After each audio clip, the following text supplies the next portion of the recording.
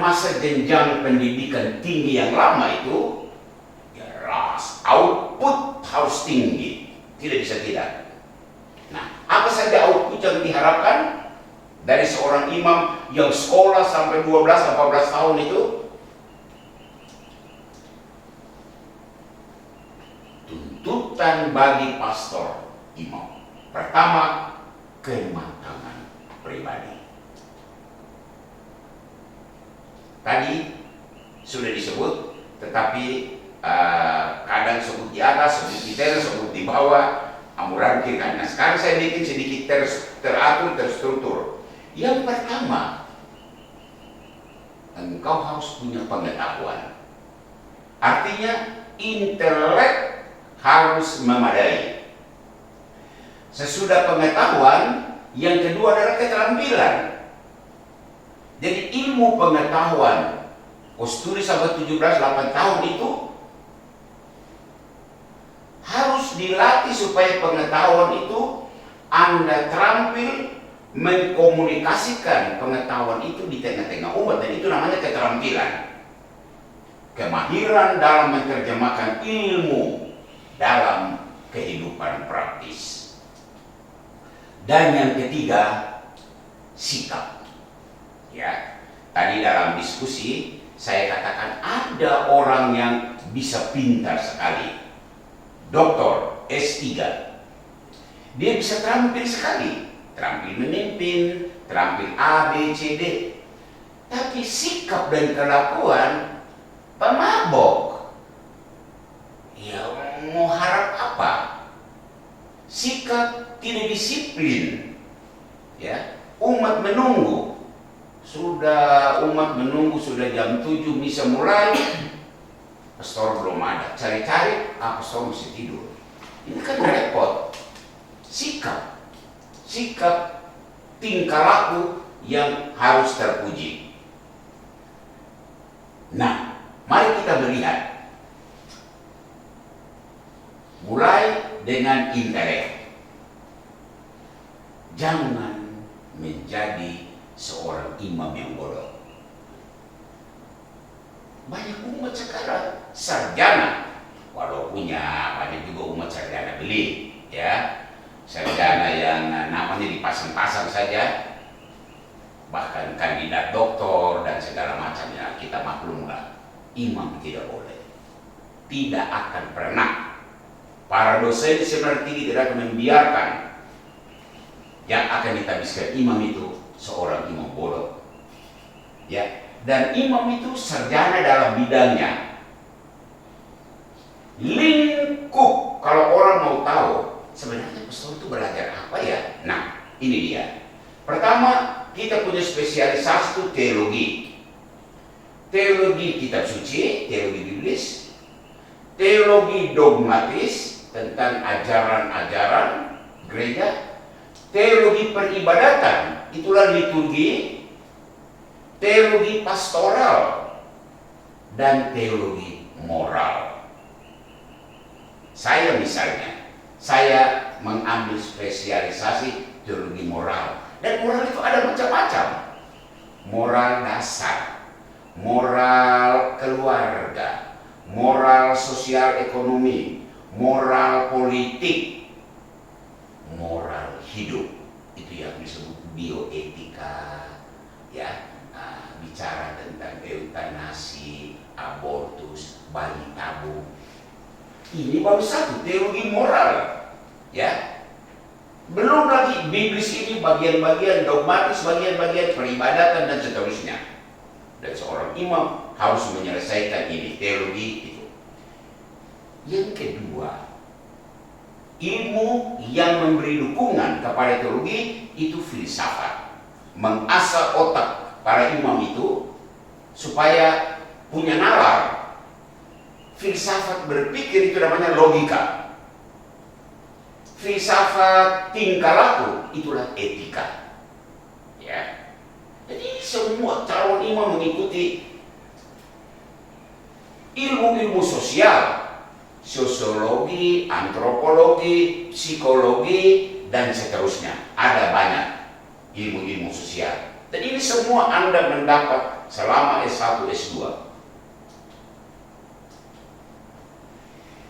Intelek, masih sekitar intelek, pasca studi formal. Jadi misalnya besok lusa ya tanggal 16, dia akan berdua kan ditabiskan jadi imam.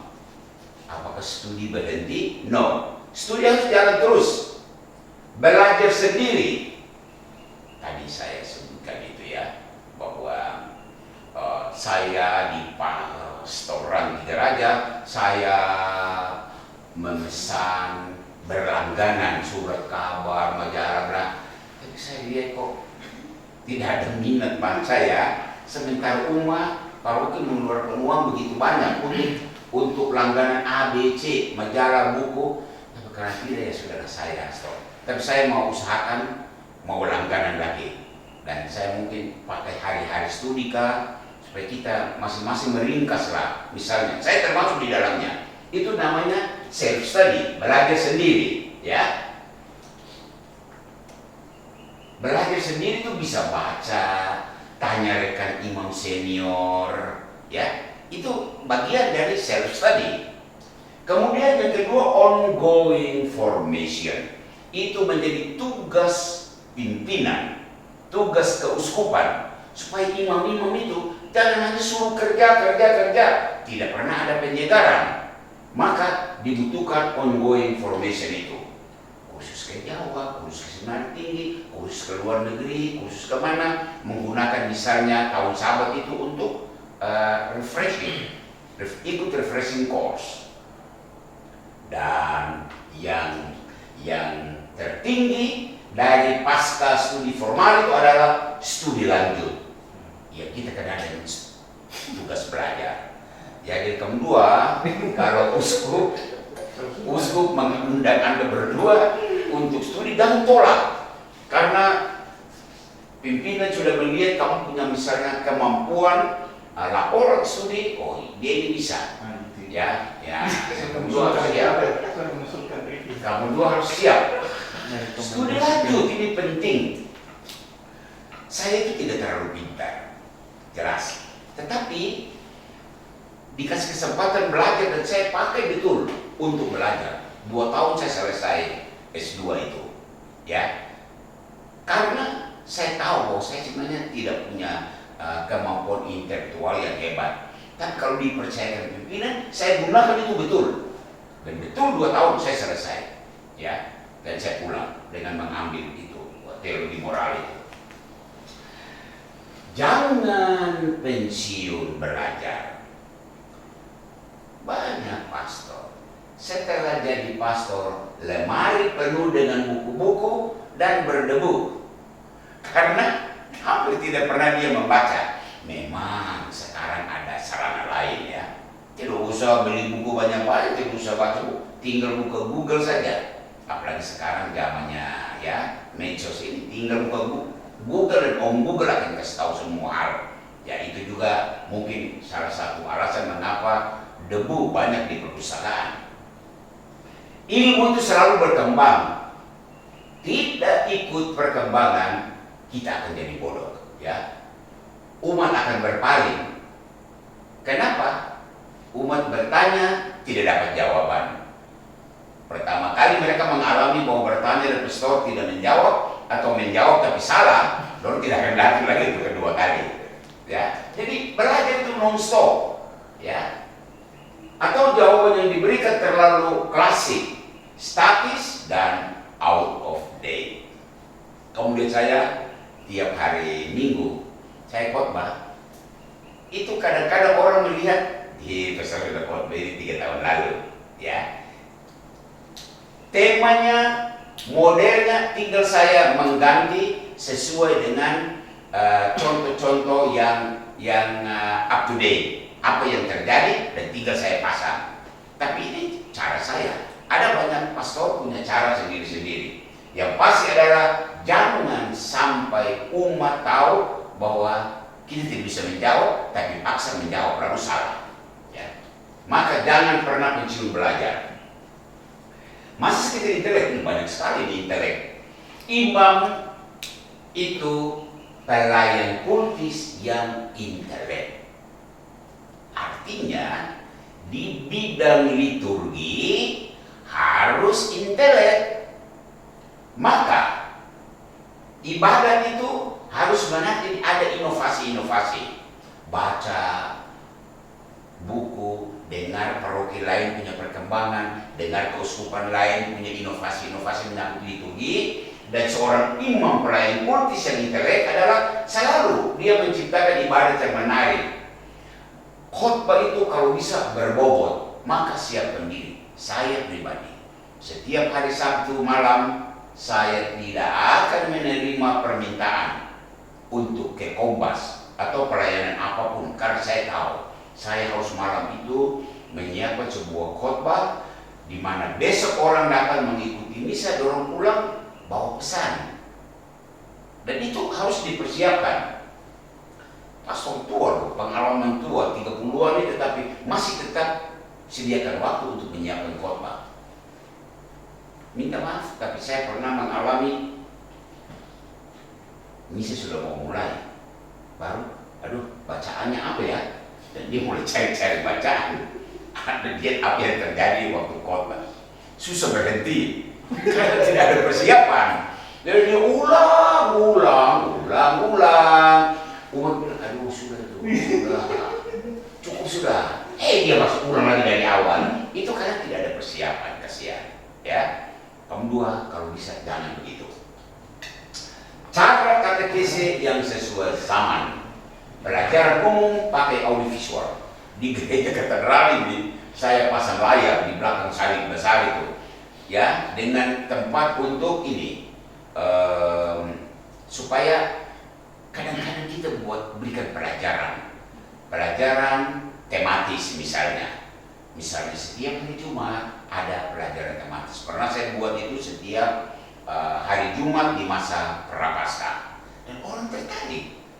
Wow, itu tema itu kita baru tahu, ya. Dan orang mendapat itu di pelajaran umum itu pakai audiovisual. Jadi ada cara katekese yang sesuai zaman. Dan kalau bisa masalah kultis ini seorang imam intelek itu kalau bisa menjawab kalau umat bertanya, maka dia harus ikuti berita-berita teologi, ya, yang ada di keuskupan lain. Selalu ada terobosan baru dalam berliturgi. Ya, majalah liturgi pernah kita punya di katedral, tetapi saya kasih berhenti kalau orang tidak baca itu, stop sudah, percuma saja, ya. Padahal di majalah liturgi itu kita bisa membaca banyak pikiran-pikiran berkaitan dengan inovasi liturgi, ya.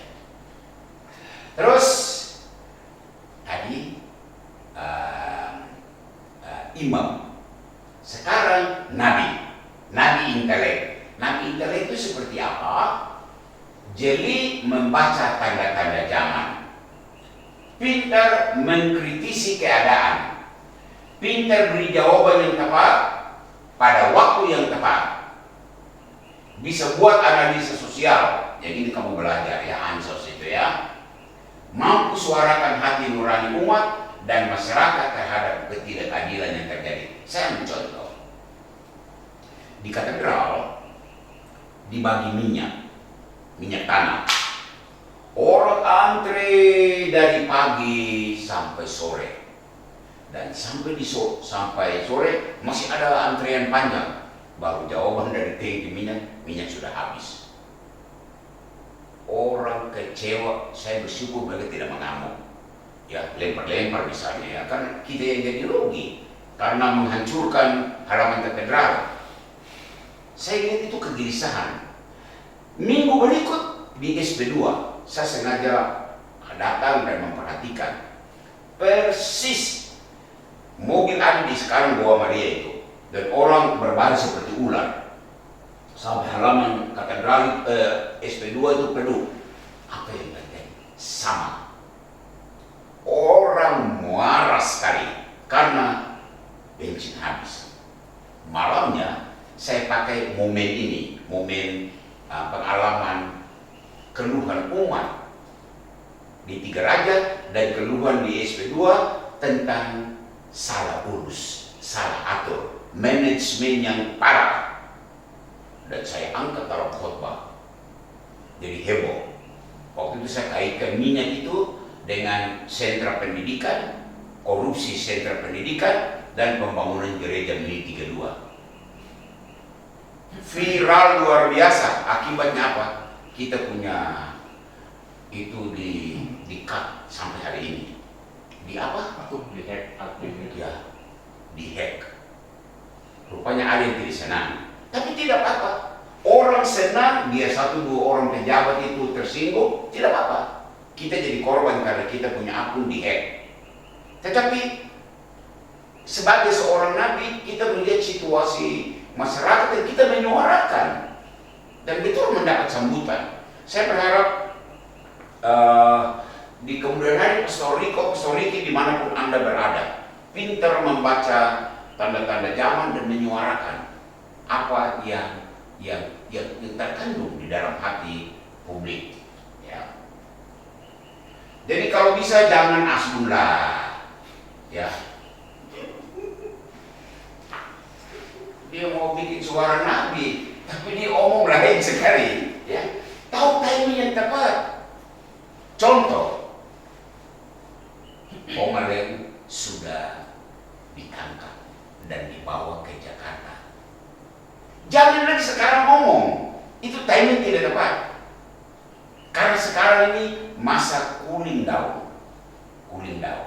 Dulu kita bicara terus sekarang minta supaya tegakkan keadilan, tegakkan kebenaran, tegakkan kejujuran. Ayo. Dan sekarang sudah terjadi. Jangan lagi mengangkat karena bisa jadi menimbulkan masalah. Dan orang mungkin tidak suka juga. Ya sudahlah, kita sudah kenyang dengan berita-berita, jangan lagi angkat. Jadi timing itu harus tepat, tahu timing yang tepat. Tahu tepat dan sasaran tembak. Ya. Jangan asal tembak saja lalu justru menimbulkan masalah. Sekarang masih intelek, raja. Pemimpin yang intelek. Jadi tadi sudah imam, nabi, sekarang raja. Masih di bidang intelek, ya. Inovasi dalam gagasan dan karya. Punya pendapat sendiri, tidak membeok. Gerakannya selalu diperhitungkan. Inspirator bagi masyarakat.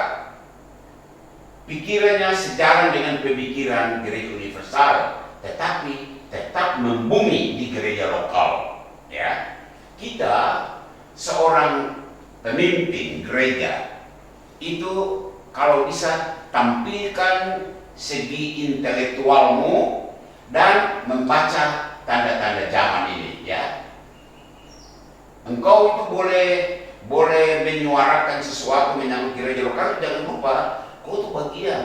Ingat tadi saya katakan setelah kehabisan kita masuk di barisan klerus.